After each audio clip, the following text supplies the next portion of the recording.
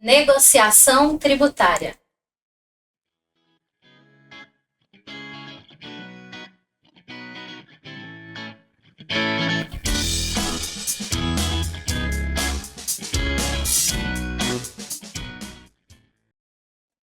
Olá, pessoal! Que bom ter vocês aqui no episódio 39 do Pode Simplificar. Hoje nós vamos falar sobre negociação tributária. Imagina você precisando aí melhorar, cuidar das suas finanças ou tirar aquela preocupação com as dívidas tributárias. Hoje nós vamos falar sobre isso, fica com a gente até o final do episódio e para isso nós estamos com dois especialistas, que são o Dr. Hugo Albuquerque Laiola da Silva, que é mestre em Direito Tributário pelo Instituto Brasileiro de Estudos Tributários, IBET, pós-graduado em Direito Tributário pelo IBET, professor do curso de especialização em Direito Tributário no IBET desde 2016, professor assistente no mestrado em Direito Tributário pelo IBET desde 2023, advogado desde 2013, com atuação em direito tributário, direito empresarial e direito civil, com foco na atuação estratégica para empresas. Seja muito bem-vindo, Dr. Hugo, é um prazer tê-lo conosco. Obrigado, Michele, obrigado, Laís, o prazer é meu pelo convite, eu que agradeço. E antes de falar do próximo convidado, acho que você precisaria me apresentar, né? Porque eu estou aqui do lado dela só aguardando a minha apresentação. Nossa, olha só, gente, episódio 39, eu esqueci de apresentar a minha querida host, doutora Laís. Oi lá! Oi, Mi. Oi, pessoal, bom dia, boa tarde, boa noite. Como a Mi disse, é um episódio muito aguardado pelo empresário que perde o sono aí com as dívidas tributárias e também para profissionais da área tributária. É verdade, acho que eu já estou tão empolgada com os nossos convidados. É verdade. Os dois convidados, eu esqueci da minha querida. Então, mas tudo bem, Mi, tudo bem. Você tem um crédito aqui comigo, então tá tudo certo. E nós também estamos com o Dr. Tiago Clemente Souza. Ele é doutor em Direito Constitucional pela Universidade Federal de Minas Gerais, mestre em Teoria do Estado e do Direito pelo Centro Universitário Eurípides de Marília, que é o Univem, especialista em Direitos Humanos pela Faculdade de Direito da Universidade de Coimbra, foi professor substituto da Faculdade de Direito da UFMG de 2015 a 2018, advogado desde 2011, com atuação em direito público, direito tributário, direito empresarial e direito civil, com foco na atuação estratégica para empresas. Seja muito bem-vindo, doutor Tiago, é um prazer ter você aqui com a gente. Michele, muito obrigado, Laís, muito obrigado, pela oportunidade. Eu acho que poder falar sobre como que o empresário pode, de alguma forma, dar um tratamento para essa dor dos débitos tributários, né, e levar essa informação, é uma oportunidade, uma satisfação estar aqui com você. Verdade. Satisfação é toda nossa. Devo dizer aqui, Mi, que o Hugo foi meu professor na especialização em Direito Tributário. Olha, que legal. Uma honra. Aprendi muito com ele. Inclusive, era aquele professor, sabe? Vou explicar um pouquinho o que ele fazia com a gente. Tinha a metodologia lá do IBET, né? Que eles passavam alguns questionamentos. E aí nós formávamos alguns grupos para discutir essas perguntas e a gente tinha que chegar a um consenso sobre essa questão específica, né? Uhum. E aí a gente chegava, discutíamos, né? Chegávamos em um consenso, exceto o Yuri, né? Porque o Yuri sempre divergia da gente, do nosso grupo. Aí vinha o Hugo com a mão para trás, andava, vinha até nosso grupo, mas e isso, e aquilo? Aí jogava uma bomba ali pra gente, sabe? E aí saía, ele falava assim, não, tô deixando só esses questionamentos para vocês pensarem, mas brincadeiras à parte, obrigada pelos ensinamentos e a vocês dois por trazerem as expertises aqui para ajudarem, né, os profissionais e os empresários, esse currículo totalmente gabaritado, né? Exato. Então, é uma honra mesmo ter vocês aqui. Queria aproveitar essa deixa para falar que isso continua até no escritório. A gente, o Dr. Tiago e eu, a gente diverge bastante. A lógica é divergir e isso enriquece a nossa atuação e acaba trazendo mais resultado ali pro cliente. Então, isso acaba levando também pro profissional. Faz parte, né? É bom que essas expertises se complementam. E aí leva o melhor serviço para quem nos procura. Verdade. E vamos começar falando sobre as dificuldades que o empresário tem no cotidiano relacionado aí à parte tributária, né? A gente sabe que hoje uma grande quantidade de empresários no Brasil estão com dívidas tributárias, estão enfrentando esses problemas. Então, eu gostaria que vocês começassem falando sobre os desafios que vocês observam nessas empresas referente a essa parte tributária. Começo. Eu acho que a gente estava conversando aqui antes, né, sobre a questão dos desafios da gestão empresarial. Eu acho que o empresário, para que ele consiga alcançar resultados, porque a empresa, no final das contas, ela existe para uma coisa que é ter lucro. Sim. Quer dizer, se não tem lucro, a empresa ela tá deixando de cumprir aquilo para que ela foi criada. E para além dos desafios do empresário, de ter que lidar com recursos humanos, lidar com funcionários, lidar com desafios com fornecedores, concorrência, para além de tudo isso, ele tem que lidar com aquilo que é o seu sócio prioritário, vamos colocar assim, não é, que não tem nenhuma contribuição efetiva para o teu negócio, que é o Estado. Sócio do lucro, né? Exato, exatamente. Do bônus, não do ônus. E aí, para além de tudo isso, o empresário ele tem que cumprir aquilo de uma forma muito bem estabelecida, de seguir de acordo com a legislação, porque se ele deixa de cumprir as suas obrigações acessórias, se ele não paga o tributo em dia, ele chega a casos. Nós estávamos lidando agora, recentemente, com uma situação no escritório, no estado de Minas Gerais, operação do PIX. O empresário deixou de declarar um valor que foi recebido no PIX com multa de 250%, mesmo após a legislação e jurisprudência do STJ a respeito da matéria.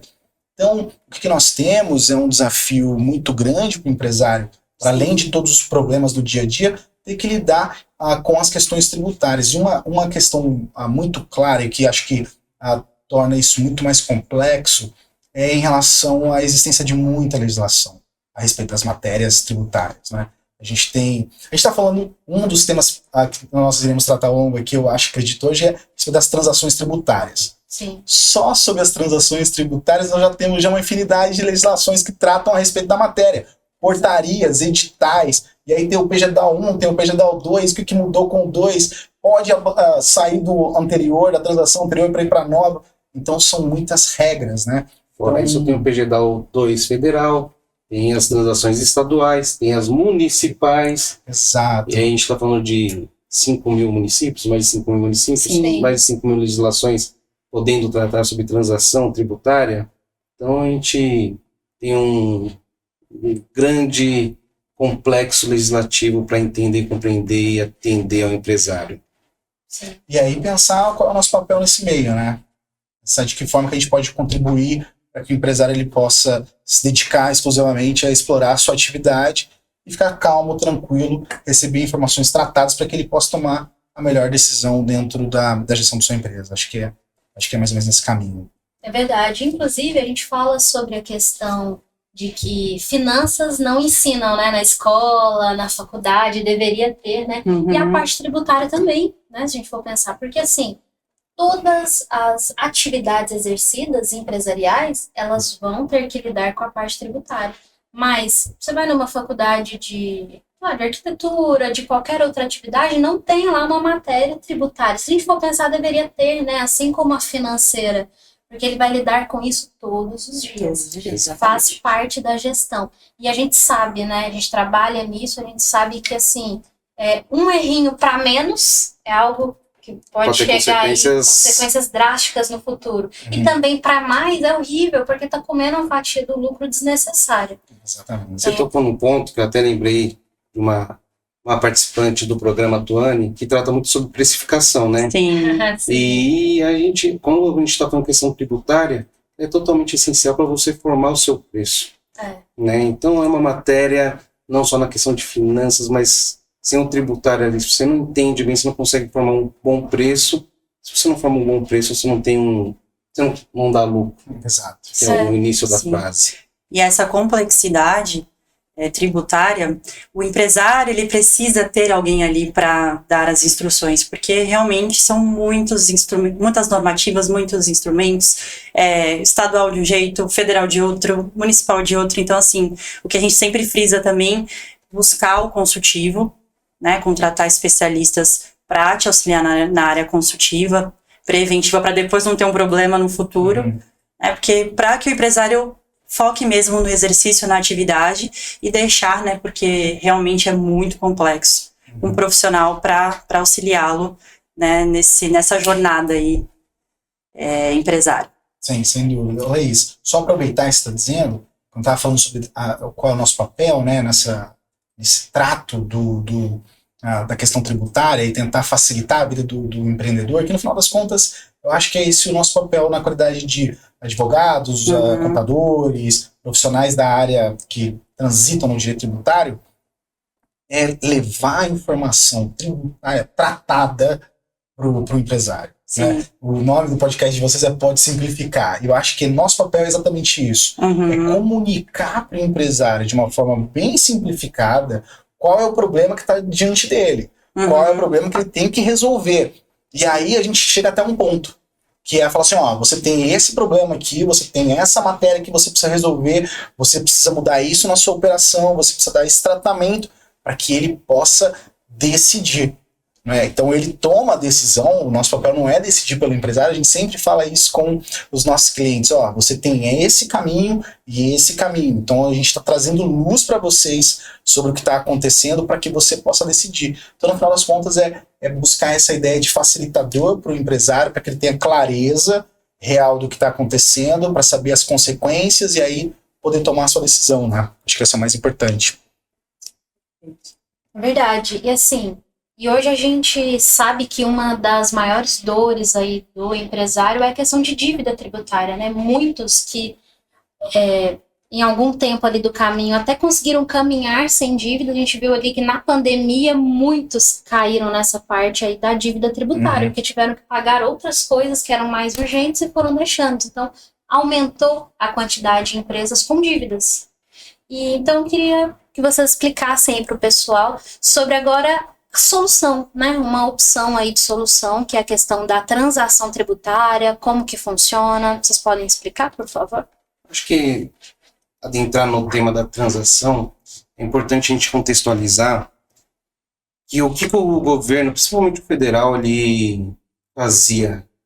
E tinha muitos parcelamentos especiais. Então, parcelar o tributo, ele é um direito do contribuinte, né? É o parcelamento ordinário. Parcelamento ordinário. Soma-se o débito, com juros e multa e parcela. Antigamente tinha os refis, os parcelamentos especiais, que tinham descontos de multa e juros, mas era uma coisa meio engessada ainda. Então, aqui, ó, eu tenho aqui, pode dar 70% de desconto de multa, juros, e tem essa situação de pagamento que ainda não resolvia a situação do contribuinte. Porque ele fala assim, ó, vou aderir aqui para parcelar, para conseguir uma certidão, para ter um fôlego, mas eu não vou conseguir cumprir até o final. E fora que muitas vezes o refis demora. Exatamente. E aí o empresário fica naquele limbo. O que eu faço? Aguardo o refis, mas a dívida está aí, posso sofrer uma execução fiscal, o que eu faço? Era até um programa era uma propaganda política até, né? Antigamente, o pessoal falava assim, será que com esse governo vai ter o refis, não vai ter refis? É verdade. Né? Então, para facilitar, para trazer uma situação mais igualitária para todos os contribuintes, a transação ela se encaixa melhor.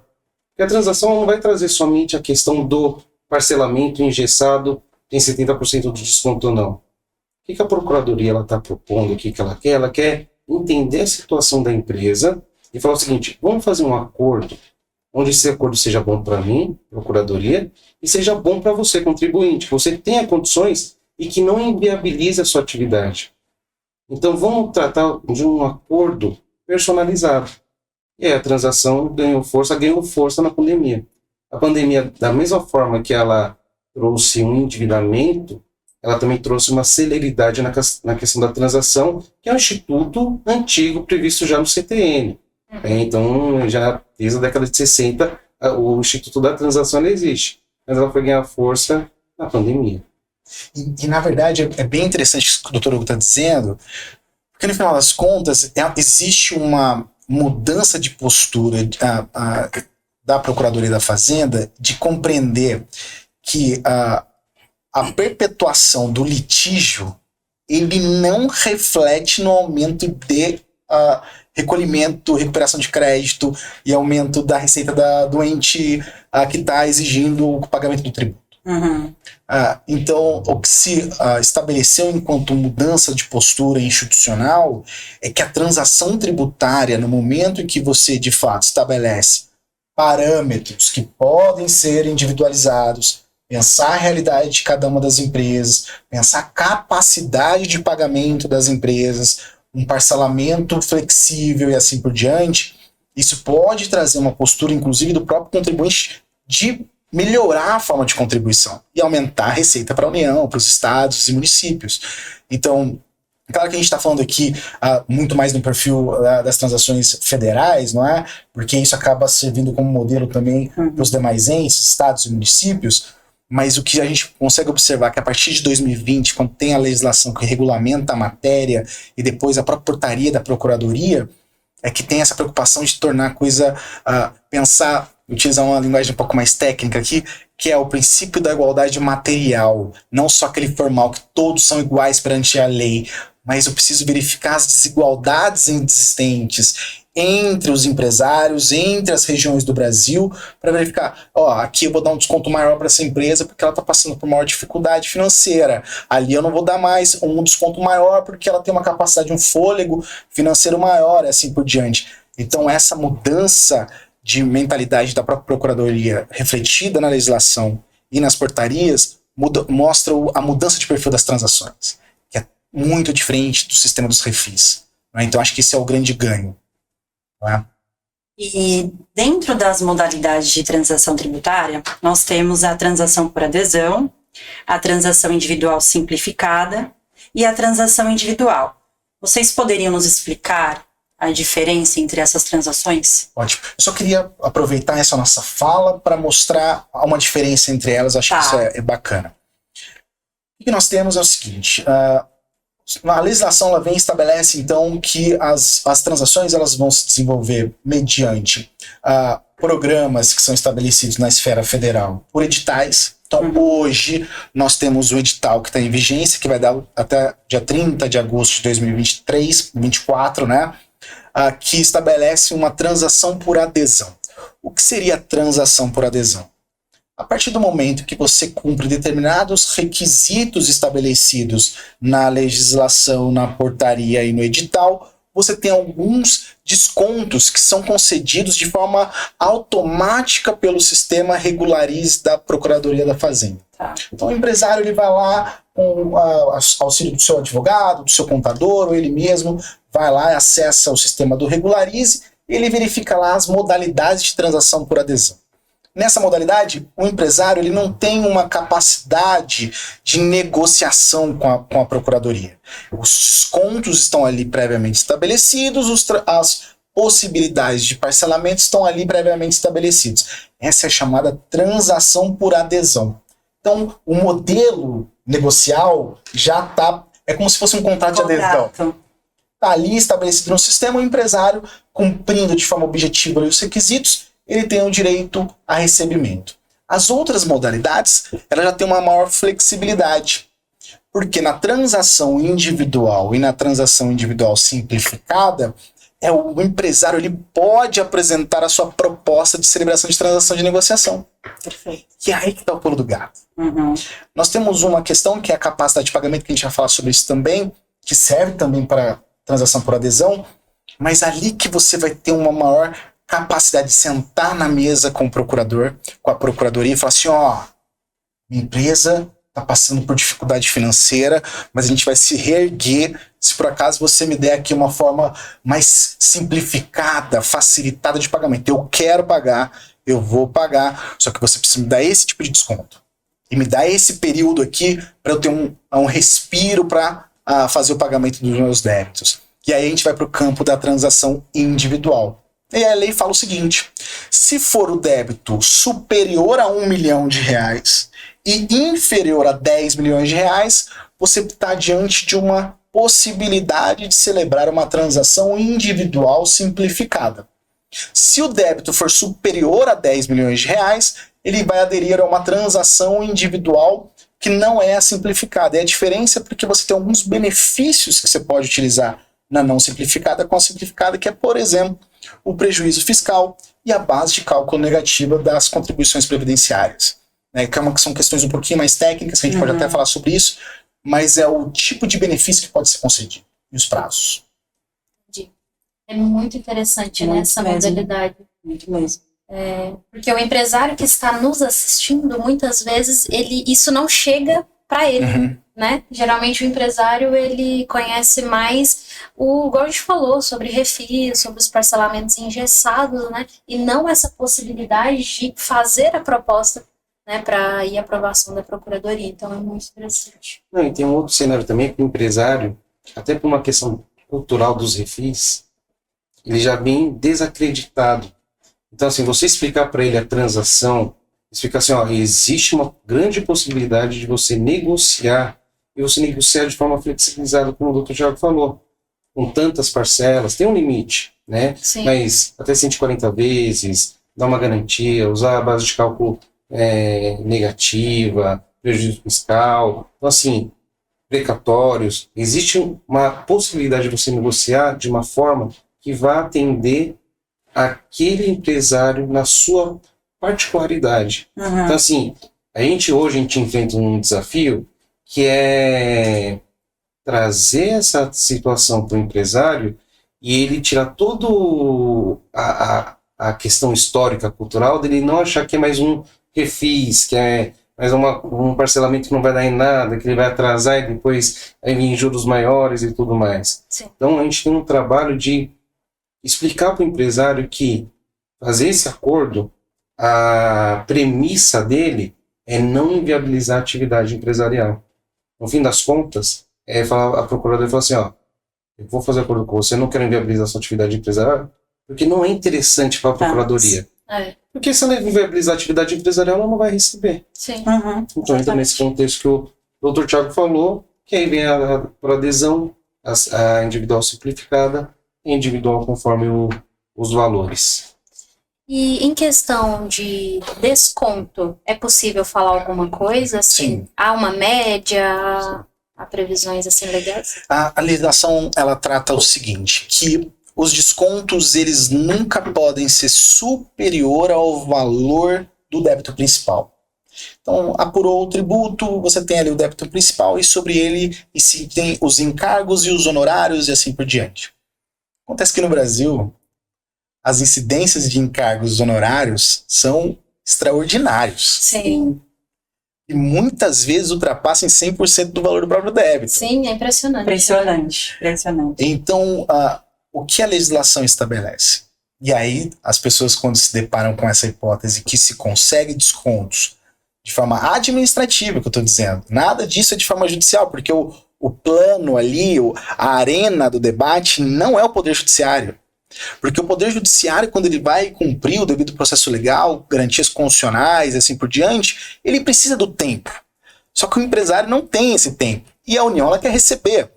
Então, se estabelece ali que o plano administrativo é a arena do debate, inclusive para buscar celeridade, não é? E aí o que se estabelece é a possibilidade de concessões de descontos, e a legislação fala o seguinte: serão concedidos descontos de até 65% sobre o valor global.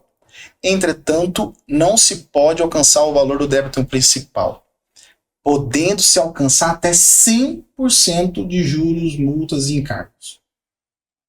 Então, se a gente pega, claro que sempre é necessário fazer uma análise da documentação contábil, pegar as CDAs, as certidões negativas dos débitos, verificar como que foi feita a apuração e assim por diante, e aí verificar qual que é o valor ali do principal.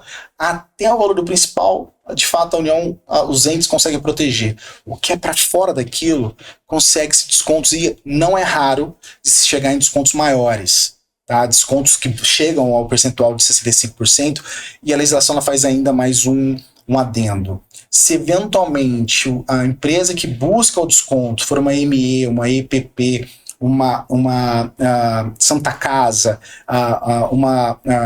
outras entidades que não têm fins lucrativos, esse benefício pode chegar até 70% sobre o valor global e 100% sobre encargos e demais incidências sobre o valor do principal. Então é uma coisa muito benéfica. É muito, sem sombra de dúvidas. E também existe esse limite, existe a possibilidade também de potencializar esse limite. O Thiago tinha falado tempo atrás agora, a respeito da utilização da base de cálculo da CSLL e do prejuízo fiscal. E também dos precatórios. Então, assim, o limite ele vai até 65% ou 70%. Mas se o empresário ele tiver prejuízo fiscal, base de cálculo negativa da contribuição social, ou tiver algum precatório, ele consegue efetuar isso, entra como forma de pagamento, não como forma de desconto. Por quê? Porque tem um detalhe, a gente teve uma conversa, uma análise de caso no escritório, que é o quê?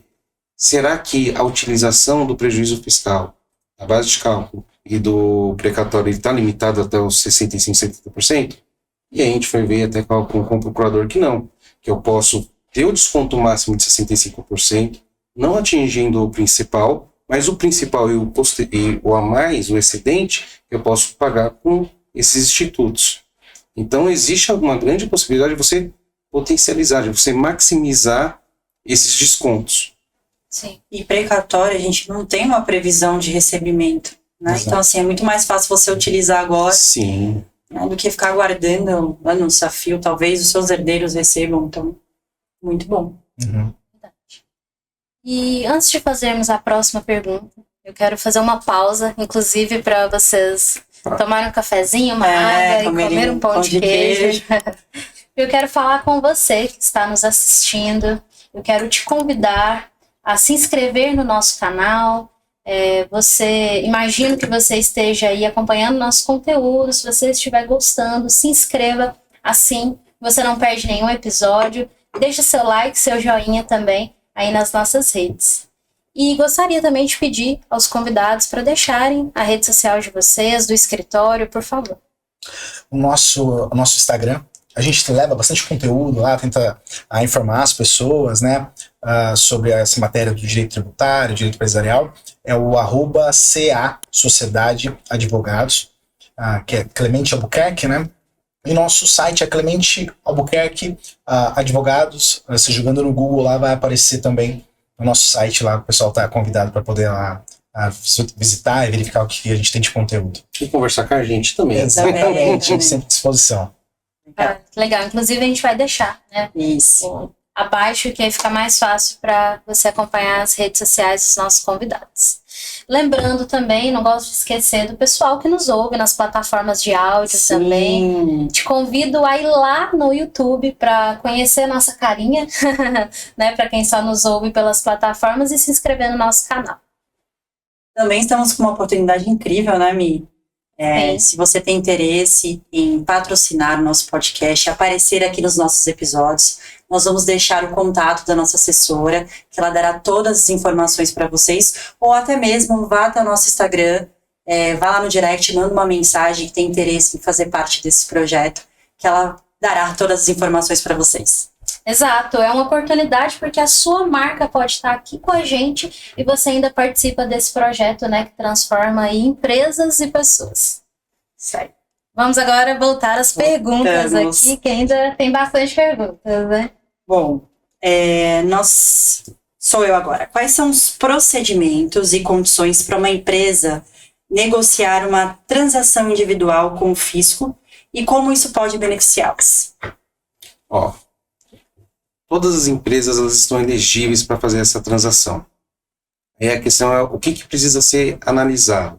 É se a transação que está disponível para a empresa, né, se tem alguns requisitos, questão do adesão, do valor do débito, do desconto e tudo mais, mas o principal aqui, antes da empresa efetuar a negociação, porque ela está disponível no Regularize. Às vezes o empresário ele é uma pessoa que utiliza que olha o Regularize e vê lá que está disponível e fala assim, eu vou aderir. A gente recomenda que, antes de fazer a adesão, ele converse com algum profissional especialista.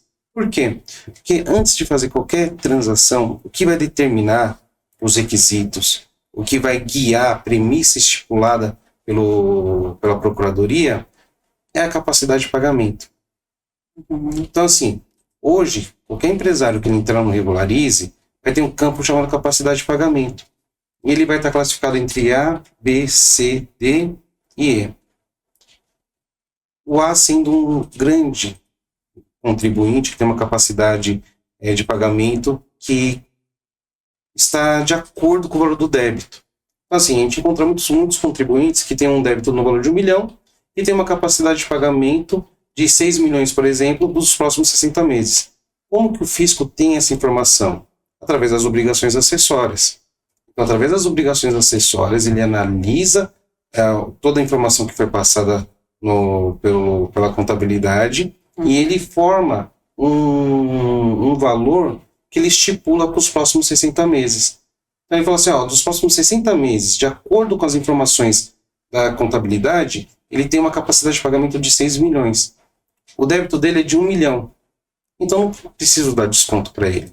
Porque ele consegue, sem inviabilizar a atividade empresarial dele, honrar com compromisso já assumido no ordinário. E é essa questão que a gente sempre fala para o empresário. A questão é que o fisco ele faz uma presunção. Não estou falando de uma presunção certa ou errada, não estou entrando naquela questão do Poder Judiciário que o fisco não pode presumir. Ele faz uma presunção com as informações que ele tem. O que a gente precisa fazer é o quê? É tratar as informações e levar informações para o fisco que eu consigo baixar essa capacidade de pagamento. Para falar o seguinte, a sua leitura aqui é uma leitura equivocada. Ele não tem... Por mais que você esteja entendendo que seja 6 milhões, no exemplo que eu tô trabalhando aqui com vocês, de capacidade de pagamento, na verdade a capacidade de pagamento dele é menor.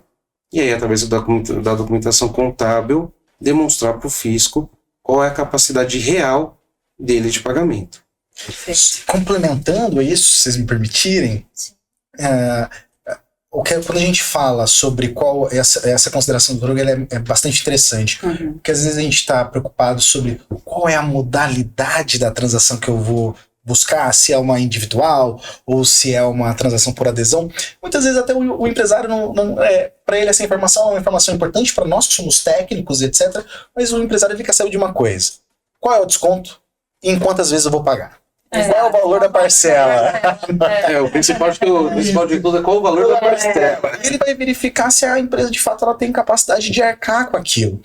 E isso que o doutor Hugo está dizendo é fundamental, porque no final das contas, o valor que vai ser concedido de desconto do que eu estava dizendo para vocês, dos 65%, 70%, se alcança o principal e assim por diante, está intrinsecamente atrelado à capacidade de pagamento.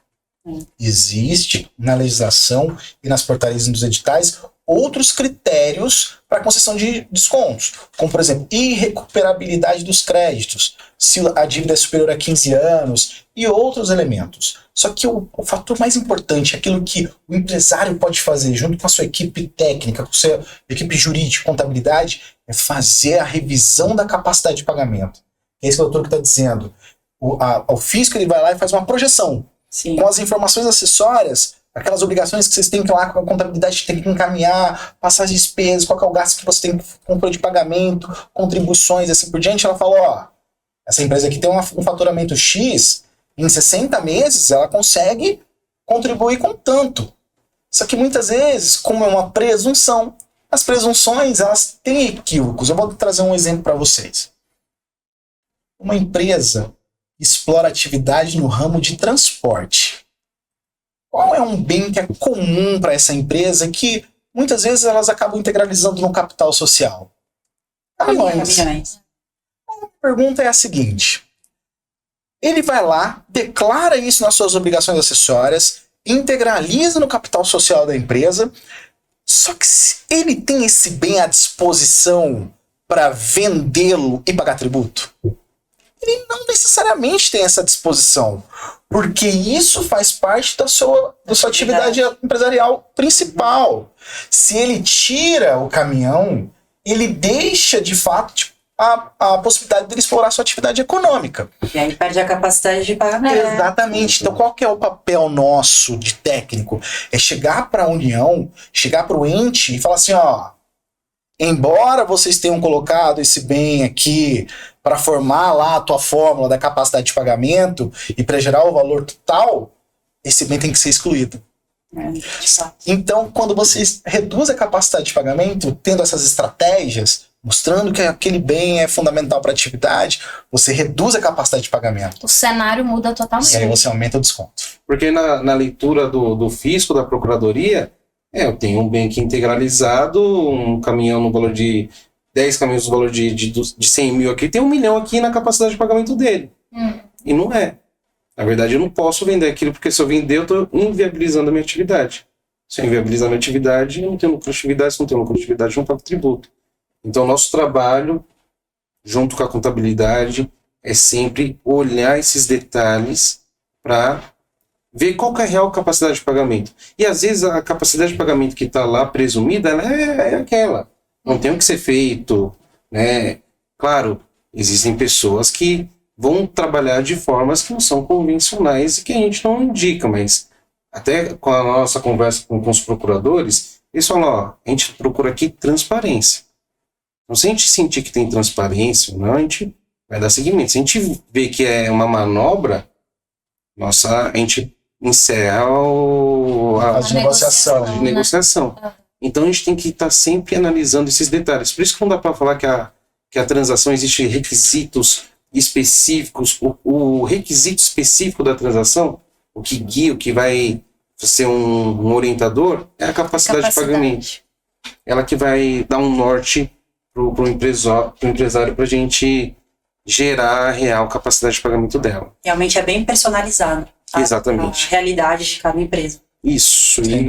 E realmente é bem personalizado. A gente encontra empresas que conseguem desconto máximo, que tem uma situação totalmente favorável, e encontra empresas que não tem desconto mesmo. Ela tem uma capacidade de pagamento que condiz com o valor do débito dela e não tem o que ser feito. E a transação, como ela tem essa flexibilização, né? Caso aconteça do empresário, mesmo negociando juntamente com a União, e ele não consiga arcar com as parcelas até o final, depois há a possibilidade de fazer novamente uma outra transação, ou tem também, igual alguns parcelamentos convencionais, pagar agora 10% de entrada, né, da dívida, ou 20% da dívida, tem esses requisitos também? Certo. Em relação à transação por adesão, o que nós temos? A necessidade de fazer o pagamento de uma entrada. Entrada, o edital, isso vem de acordo com a legislação, estabelece que tem necessidade na transação por adesão de dar uma entrada, e os editais estão regulamentando. O edital que está em vigor agora estabelece que tem que ser uma entrada de 6%. E aí, a depender de qual é a natureza jurídica da empresa, se é uma ME, se é uma EPP, etc., isso pode ser dividido de 6 vezes até 12 vezes. O ordinário, 6 vezes, ME e EPP pode chegar a parcelamento até 12 vezes.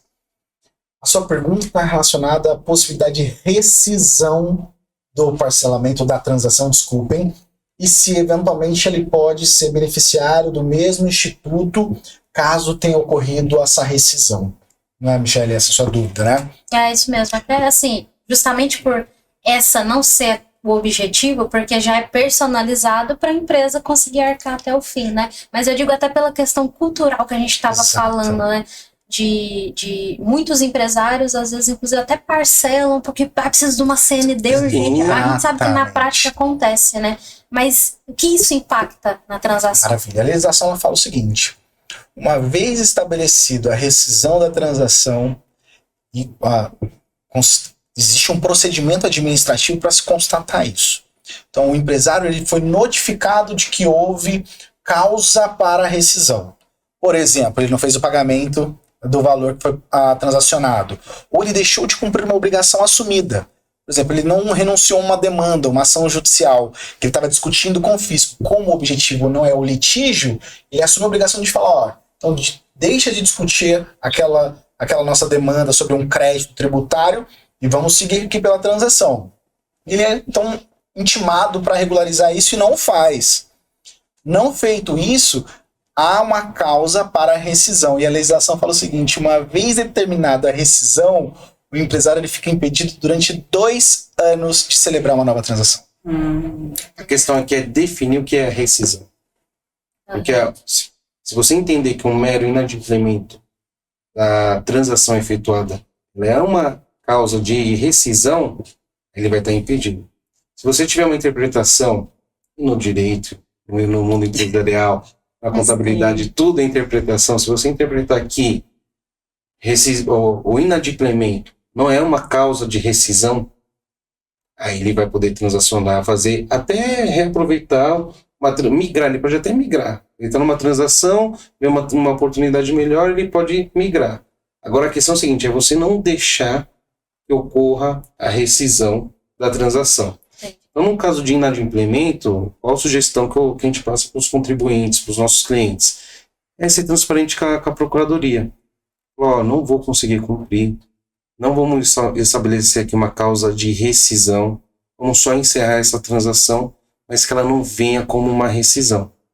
Para o quê? Para permitir que, quando aparecer outra oportunidade, ele consiga transacionar. A rescisão aqui, a definição de rescisão, ela está muito mais relacionada a fraude, simulação, dolo. Então ela caminha assim pela interpretação da lei, ela caminha mais para esse sentido. Né? Não para o inadimplemento. Exatamente. Então, o grande propósito é trabalhar com a transparência, com a honestidade, para que a Procuradoria ela enxergue a boa-fé do contribuinte. E só pegando um gancho, Michele, que você está dizendo, que eu acho que é interessante, na transação individual, não é aquela por adesão, você apresenta um plano de pagamento. E aí, junto disso que você está dizendo, porque não é essa cultura que a transação estabelece, de você ir lá celebrar um parcelamento para ter uma CND para entregar para um fornecedor ou para participar no processo de licitação. Não é esse empresário que a Procuradoria procura. Ele quer aquele que quer resolver mesmo o teu débito tributário. Aquele que quer, de fato, resolver, aquele que deixa de dormir por conta dos seus débitos, que ele quer dormir em paz. Então, o que é interessante na transação individual é que você vai apresentar para a Procuradoria qual é a melhor forma de se pagar. E uma das formas de se realizar essa proposta é estabelecer um pagamento que seja escalonado. Por exemplo, no primeiro ano você paga 2%, no segundo ano você paga 3% e assim por diante. Você fala, procurador, eu não vou conseguir pagar agora porque a empresa está se recuperando, mas se você me der esse alívio, daqui 24 meses eu consigo te dar um bolão maior aqui, te pagar um valor maior. Esse tipo de negociação é possível.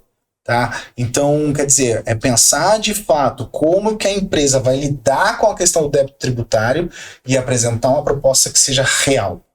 E aí não deixar para o procurador pensar qual é a causa efetiva da rescisão, é não pensar na rescisão, não pensar em hipótese de rescisão, seja porque não praticou alguma obrigação acessória ou porque não pagou. O objetivo é dar finalidade de cumprimento à transação que foi celebrada. Isso é o mais importante em toda essa fase de negociação.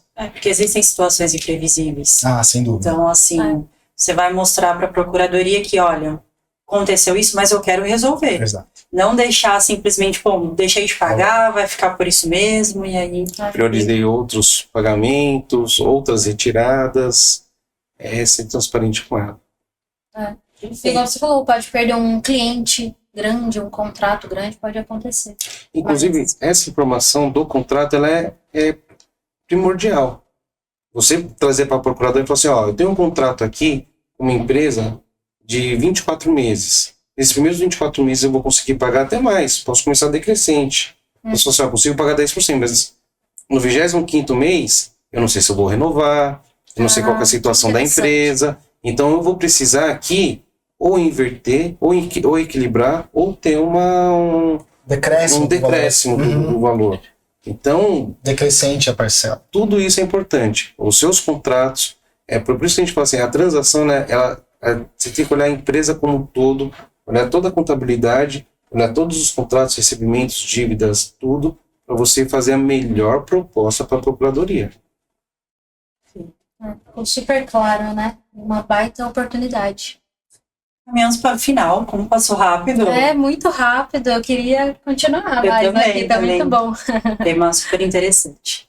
Bom, nós temos aqui no Pode Simplificar, deixamos, que denominamos frase pílula. Então, uma frase que a gente pede para os nossos convidados. E nesse caso em específico, eu gostaria que vocês deixassem uma frase para os empresários que estão considerando iniciarem uma transação tributária. Então, deixe para eles uma frase de estímulo, para que eles façam isso, né? Porque a gente viu de fato que é extremamente vantajoso para a empresa. Sim. Enfim, podem olhar aqui para a câmera. Sim. Deixa isso para você, que é a parte criativa do escritório. Eu vou tentar esboçar uma ideia que eu acho que se a União e o legislador pensou em criar um instituto que pensa o tratamento dos débitos tributários, isso não é um problema só seu. Isso é um problema de mais pessoas. E que, portanto, se isso é uma causa da sua falta de sono, né, de você ter pesadelos, etc., como todo outro problema, é absolutamente possível de ser resolvido. Que você busque profissionais qualificados, que busque profissionais que de fato te deem o suporte para buscar uma transação que seja mais benéfica e que você com certeza vai resolver esses problemas e que você vai buscar aquilo que é o mais importante, que é dar vida longa para sua empresa, que eu tenho sem dúvidas que você vai conseguir fazer isso.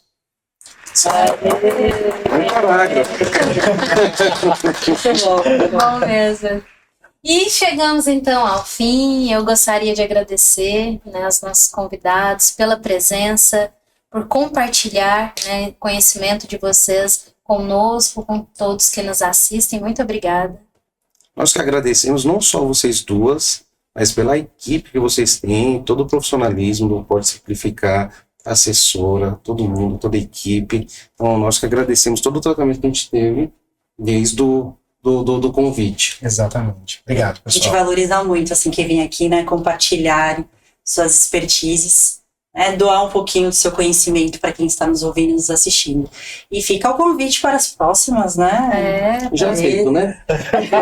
Falarmos mais assuntos, né? E assim, o que a gente faz, nossa, é o mínimo, né? E em gratidão a vocês se disponibilizarem a dar esse tempo aqui pra gente. E vieram de São Paulo até aqui. É verdade. Mas a gente é de Santos, né, praticamente. Desce aqui pra surfar aqui em Santos, etc. A gente, na verdade, é muito nobre o que vocês fazem de buscar construir uma estrutura para levar a informação para o empresário, para buscar otimizar suas atividades. Então, poder contribuir é uma gratidão, vocês podem ter certeza disso. Obrigada. E antes de encerrarmos de fato, eu gostaria de pedir mais uma vez que vocês deixassem aí o Instagram do escritório para o empresário que nos assiste, caso queira também tirar alguma dúvida com vocês, né, e também acompanhar as redes sociais de vocês. Tá certo. Nosso Instagram é o @CA_SociedadeADV. Vocês podem buscar lá a gente, que a gente está sempre à disposição para resolver problemas. Então, pessoal, estamos finalizando. Chamo vocês mais uma vez para se inscreverem aqui no nosso canal, deixar aí o seu joinha se você gostou desse conteúdo e até o próximo episódio. Tchau, tchau, pessoal. Tchau, tchau.